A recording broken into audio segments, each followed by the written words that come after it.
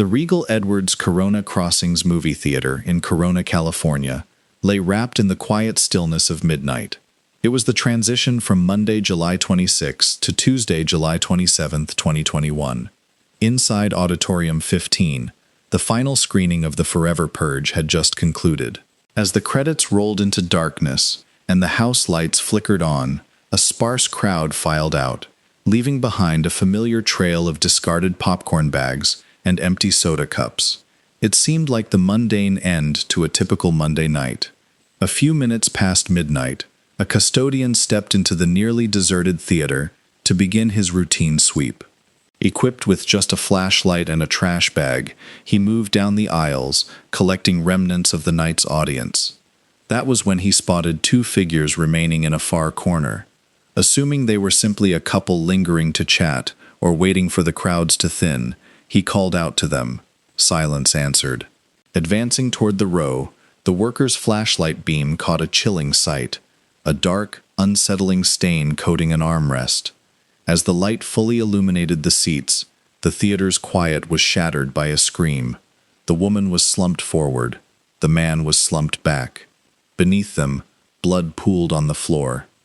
At 11:58 p.m., a frantic call reached emergency dispatch reporting two unconscious moviegoers with severe head trauma. Within minutes, the parking lot swarmed with flashing red and blue lights as ambulances, fire trucks, and police cruisers arrived.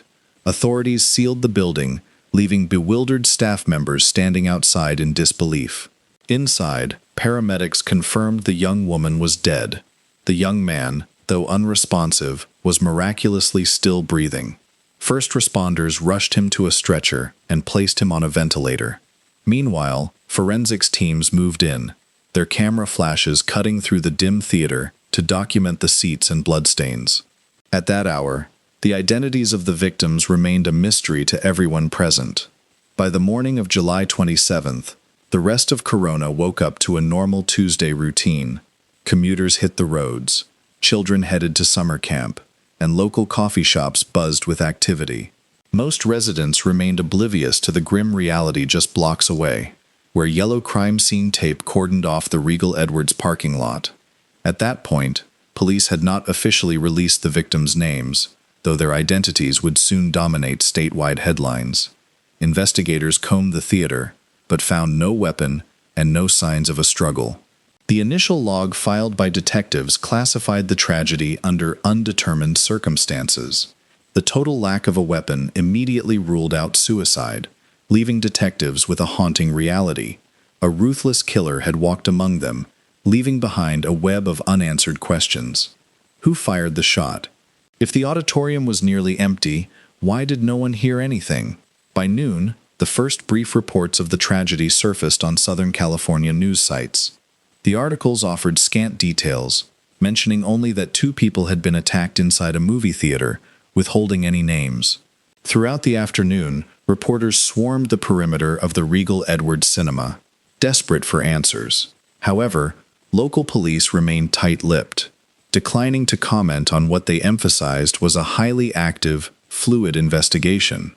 As evening approached, news crews from major Los Angeles networks arrived, sending the story broadcasting across the state. Grim headlines flashed across television screens. Double tragedy in Corona, shooter still at large. Concurrently, social media erupted with rampant speculation. Online theorists traded wild rumors, with some claiming it was a freak accident, while others whispered about gang retaliation or a drug deal gone wrong. Local residents were left completely baffled. How could someone open fire inside a modern theater equipped with surveillance cameras and simply walk out unnoticed? Law enforcement refused to validate any of the mounting theories. The only official detail they confirmed was that no weapon had been recovered at the scene. With 0 suspects in custody, detectives began the tedious process of reviewing ticket sales and security footage. As night fell, an uneasy stillness gripped the city. The theater suspended operations indefinitely. On community forums and neighborhood Facebook groups, residents expressed a mixture of profound fear and confusion, with many admitting they no longer felt safe doing something as ordinary as going to the movies. The anxiety grew so intense that nearby schools and universities issued public statements urging students and families to stop spreading unverified rumors and to rely strictly on official police updates. The scope of the investigation quickly widened. Corona police confirmed that detectives from Riverside County and forensic ballistics experts had been called in to assist. Yet, at that crucial juncture, it remained entirely unclear who the victims were or whether they even knew each other. Investigators focused their energy on meticulously reconstructing the final moments inside Theater 9. By then, journalists had unraveled one chilling variable that explained the eerie silence. The attack had occurred during a high-action sequence in the Forever Purge that featured deafening gunfire. This cinematic noise effectively masked the real-world shots, explaining why the few other patrons in the room never realized an execution was happening right beside them. This revelation only deepened the community's dread. The perpetrator was gone, a motive was entirely absent, and the murder weapon had vanished into thin air. The mystery began to unravel the following morning, when police officially released the victims' identities. The young man and woman were not strangers, but a couple out on a date. On July 28, 2021, the names Riley Goodrich and Anthony Barajas hit the news cycle, transforming a private nightmare into a massive statewide headline. Anthony Michael Barajas, born on August 9, 2001, grew up in a tight-knit Southern California family alongside his parents. From early childhood, Anthony possessed an effortless charisma and a unique gift for connecting with people from all walks of life. Throughout his school years, he balanced academic success with athletics, playing soccer and training in martial arts. Teachers frequently praised his maturity and deep sense of responsibility, qualities that set him apart from his peers. In 2019, Anthony decided to channel his natural charm into a TikTok account. What began as a repository for lighthearted, casual clips quickly evolved into a viral sensation, earning him a massive, rapidly growing following. By the summer of 2021, Anthony Barajas's digital footprint had expanded dramatically, commanding a following of nearly 1 million users on TikTok. He was equally engaged on Instagram, using the platform to share candid glimpses into his personal life. Yet, despite his burgeoning internet fame, Anthony remained fiercely grounded and approachable. He didn't carry himself like a traditional celebrity. Instead, both online and within his immediate social circles, he was widely respected and genuinely admired for his authenticity. Sitting beside Anthony that fateful evening was Riley Goodrich. She was his perfect match in spirit, though she came from an entirely different background. Riley was the cherished only daughter in a tight-knit, fiercely supportive family. Throughout her high school years, she was a vibrant, omnipresent force, serving as the captain of the cheer squad, a regular competitor on the volleyball court, and a constant source of infectious energy. Teachers and peers alike remembered her as remarkably kind, easygoing, and deeply responsible. After graduation, her hard work culminated in a scholarship to Grand Canyon University in Phoenix, Arizona, where she chose to major in business and marketing. Despite living out of state, Riley frequently traveled back to California, making it a priority to maintain her deep roots in her hometown. Having just completed her freshman year, Riley returned to Corona for summer break.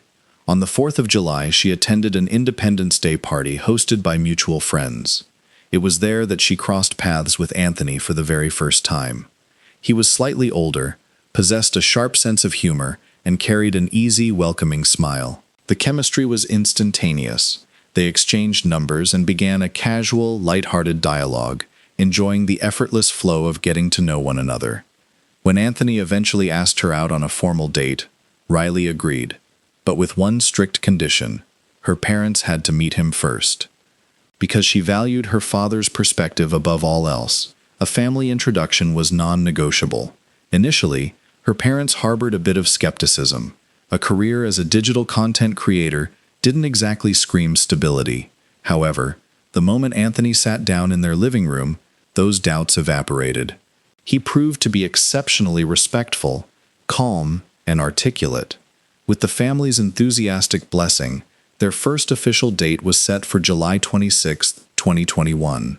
It was supposed to be the beautiful beginning of a new chapter. Instead, it would mark the final hours they would ever share on this earth. The itinerary for their first true romantic evening was delightfully simple. Dinner at one of Riley's favorite local restaurants, followed by a movie. Around 9 p.m., they arrived at the Regal Edwards Corona Crossings Theater, a nostalgic venue Riley had frequented since childhood. They bought tickets for the 9:30 p.m. showing of The Forever Purge. The auditorium was almost entirely vacant, a typical sight for a late Monday night. Ironically, the film's dystopian plot centered around a single night where society permits unchecked violence and lawlessness. This cinematic backdrop would soon become a chilling, prophetic reality, blurring the lines between fiction and horror. Around 10 p.m., completely unaware of the looming shadow, Riley sent a final, casual text to her mother, noting that the movie was a bit dull, but the company was absolutely perfect. In her message, she added how happy she was to be spending the evening with Anthony. Tragically, it would be the final communication her family would ever receive from her. Inside the auditorium, the lights remained dimmed as the routine cinematic experience played out. On screen, another chaotic action sequence unfolded. A few remaining viewers mindlessly munched on popcorn, while others occasionally stepped out to use the restroom. Amidst this ordinary scene, no one seemed to notice a young man sitting entirely alone in the back rows, acting strangely. Investigators would later determine that he hadn't actually arrived at the theater by himself. He had come with a small group of acquaintances. However, by the time the film was well underway, his companions had abruptly walked out, deeply disturbed by his bizarre behavior. Roughly 2 hours later, the movie neared its conclusion. The house lights inside the theater were programmed to flood the room just seconds after the credits rolled. It was during this brief, dark window that the horror unfolded. 2 gunshots, effectively muffled by the deafening sound effects booming from the screen, went completely unnoticed by the sparse audience. Riley lost her life instantly. Anthony suffered a devastating, catastrophic head injury. When the movie finally ended, not a soul in the room realized a violent crime had just occurred right behind them. The auditorium emptied out normally, leaving only 2 unresponsive patrons still seated in the back. Riley's time of death would later be pinned at approximately 11:45 p.m., with the frantic call to emergency services placed just 13 minutes after the final scene. For the local police and theater staff, it marked the beginning of one of the most chilling and baffling crimes the city of Corona had ever witnessed, a nightmare scenario where the perpetrator seemed to have vanished into thin air. Investigators began their grueling work by forensically dissecting the scene. Inside Auditorium 9, they recovered 2 bullets, both fired at point-blank range. Based on the trajectory of the projectiles, it was painfully clear that the shooter had stood directly behind the victim's seats. There were absolutely no signs of a struggle. Everything pointed to a sudden, ruthlessly calculated ambush. While bloodstains marred the seats and floor, no shell casings or weapon were recovered. This missing evidence became a massive complication for the task force. Without the firearm, ballistics experts couldn't determine the weapon's make, model, or origin. Initially, detectives explored the theory of a murder-suicide, but forensic experts quickly dismantled that hypothesis. There were no traces of gunpowder residue on either Riley's or Anthony's hands, confirming neither had fired a gun. Investigators also noted that Riley's purse, which contained her wallet and identification, was conspicuously missing, raising the possibility that the killer had robbed them post-assault. Processing the physical scene proved to be an uphill battle. Dozens of moviegoers had passed through that exact auditorium earlier that day, leaving nearly every surface, from armrests to doorknobs, coated in a chaotic web of random fingerprints. Although the crime lab collected hundreds of latent prints and DNA samples, none yielded an immediate lead. Turning to technology, the security team reviewed exterior surveillance footage. While cameras captured several vehicles pulling into the parking lot, the grainy image quality made it impossible to discern faces. Furthermore, following standard privacy policies to protect patrons, there were no cameras inside the auditorium itself. This meant the exact moment of the double shooting was never captured on film. forcing investigators to meticulously build a timeline from scratch. Riley's final text to her mother was time-stamped at 10:15 p.m. After that moment, cellular activity ceased entirely on both her and Anthony's phones. Factoring in the film's runtime and the subsequent 11:58 p.m. emergency dispatch, detectives narrowed the window of the attack to between 11:30 p.m. and 11:45 p.m. A massive multi-agency task force, comprising the Corona Police Department, Riverside County forensic teams, and medical examiners, was quickly mobilized. Forensic teams exhaustively photographed and mapped the crime scene while recovering the bullets for ballistics testing. The autopsy report later confirmed the chilling reality. Both victims had sustained fatal, point-blank head wounds inflicted by the exact same firearm. By the morning of July 27th, investigators established a definitive theory. The executioner had been seated inside the theater throughout the screening, slipping away into the darkness just before the house lights illuminated the room. He left no weapon behind, vanished without a single witness coming forward, and remained entirely unidentified. One truth was undeniable. The execution was a cold, calculated ambush, detached from any known personal vendetta. The investigation immediately escalated into a manhunt for a ruthless, targeted killer, making him the top priority for Riverside County law enforcement. Searching for a breakthrough, detectives turned to the theater's point-of-sale data. The box office records revealed a staggering detail. Only 6 tickets had been sold for that specific screening of The Forever Purge.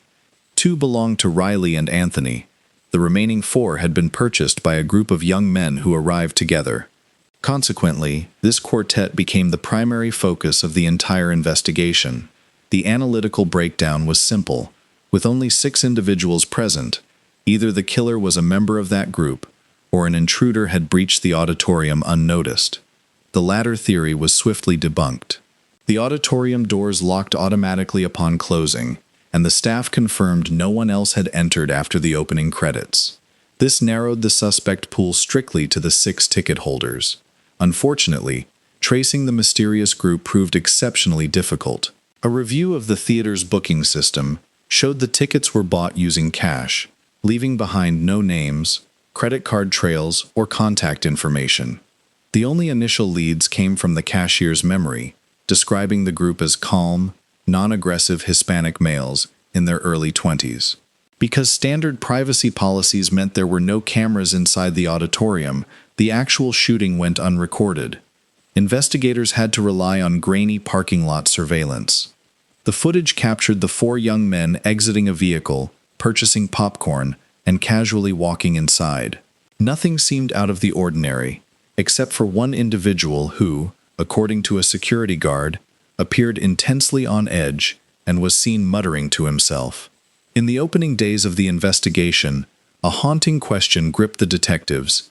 How could an execution occur in such an intimate space without the other patrons noticing a thing? The answer to how this horrific act went unnoticed lay within the film itself. The Forever Purge depicts a dystopian world where all violent crimes are temporarily legalized, packing the runtime with a deafening barrage of sirens, screams, and rapid gunfire. The shooter had meticulously timed his ambush to coincide with one of the movie's most chaotic, high-volume sequences, effectively using the cinematic audio as a cover to mask his lethal shots. While investigators initially considered the possibility that all 4 men were complicit, that theory was quickly dismantled. Forensic analysis indicated that a multi-person assault would have left behind far more chaotic physical evidence. It became indisputably clear that a lone gunman had acted entirely on his own. The other 3 companions either genuinely failed to realize what had transpired in the dark or, gripped by fear, chose to stay quiet. What was certain was that they had all abruptly left the theater before the film concluded. Meanwhile, the forensics lab delivered a crucial update.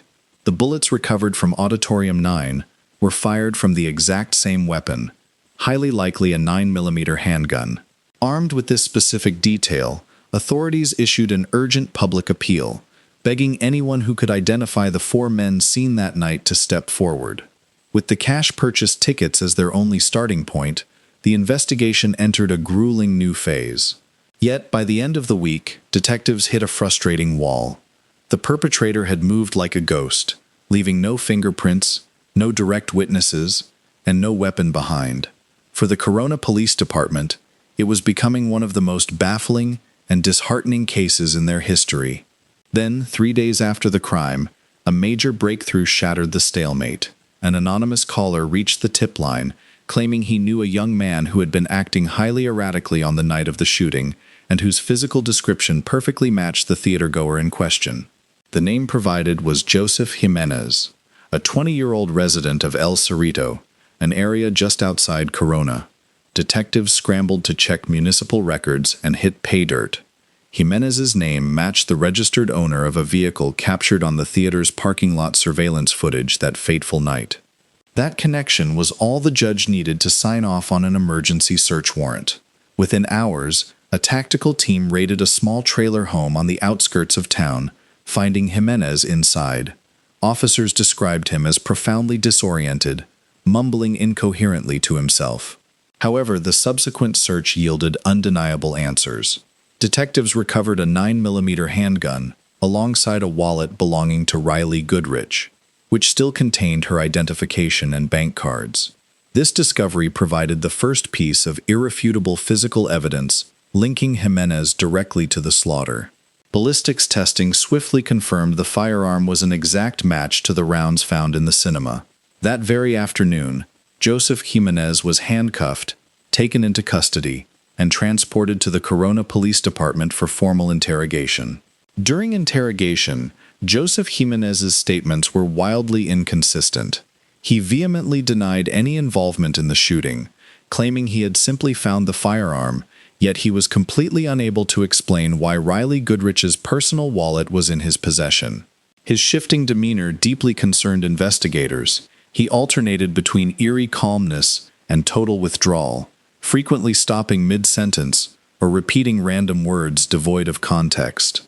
Background checks revealed that Jimenez had no prior criminal record, lived alone, and maintained only a sporadic, part-time work history. However, neighbors later disclosed that in the days leading up to his arrest, Jimenez had been heard screaming into the night, aggressively arguing with an invisible entity. While these bizarre outbursts were ignored at the time, they would soon become the focal point for understanding the motive behind this seemingly senseless act of violence against two total strangers.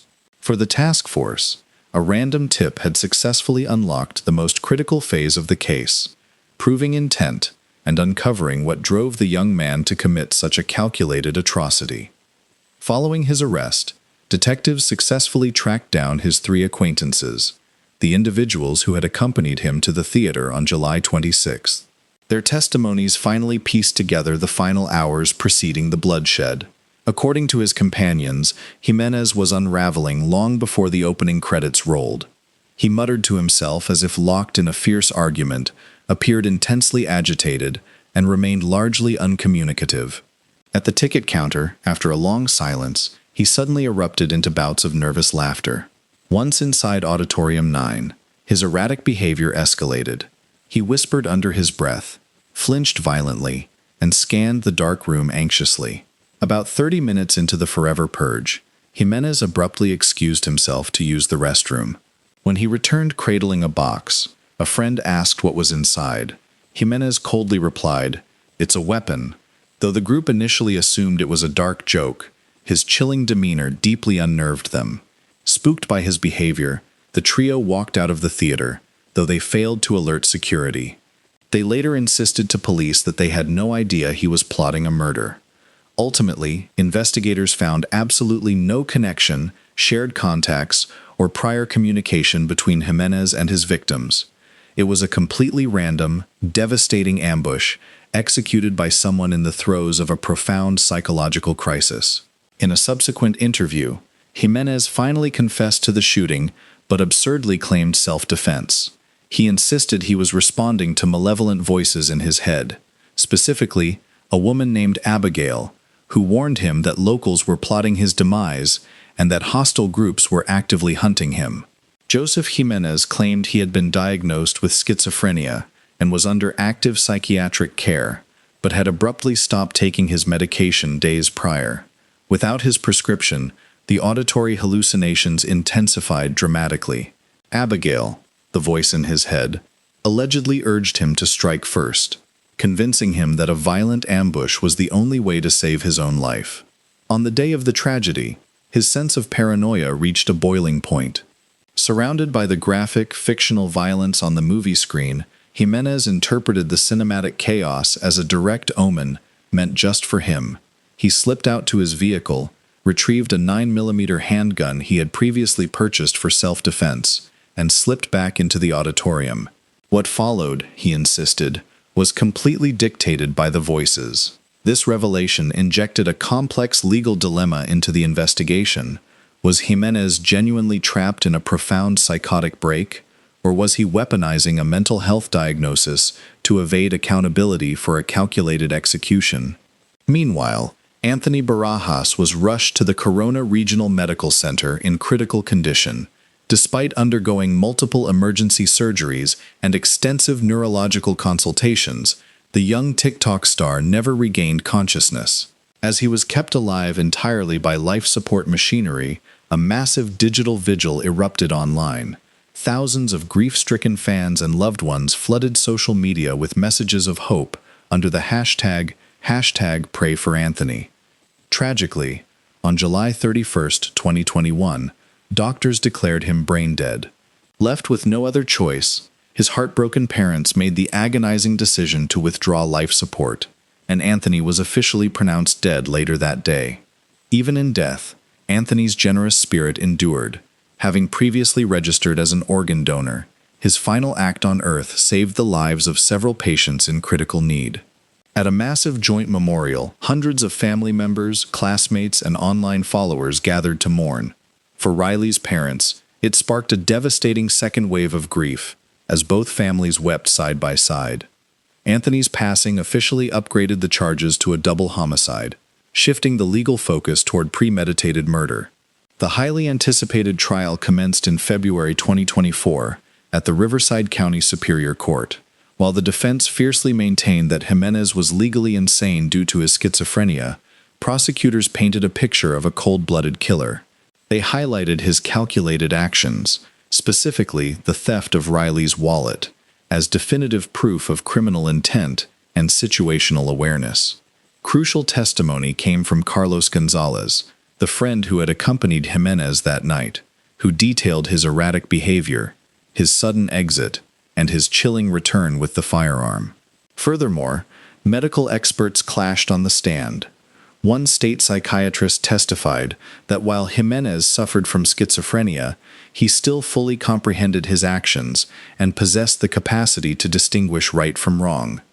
After weeks of emotionally exhausting proceedings, the jury delivered a swift verdict, finding Joseph Jimenez guilty on 2 counts of first-degree murder and grand theft. He was sentenced to life in prison without the possibility of parole. Riley and Anthony's families sat together in the courtroom as the verdict was read, marking the bittersweet conclusion of a painful legal battle, though the profound emotional scars of that dark July night would linger forever.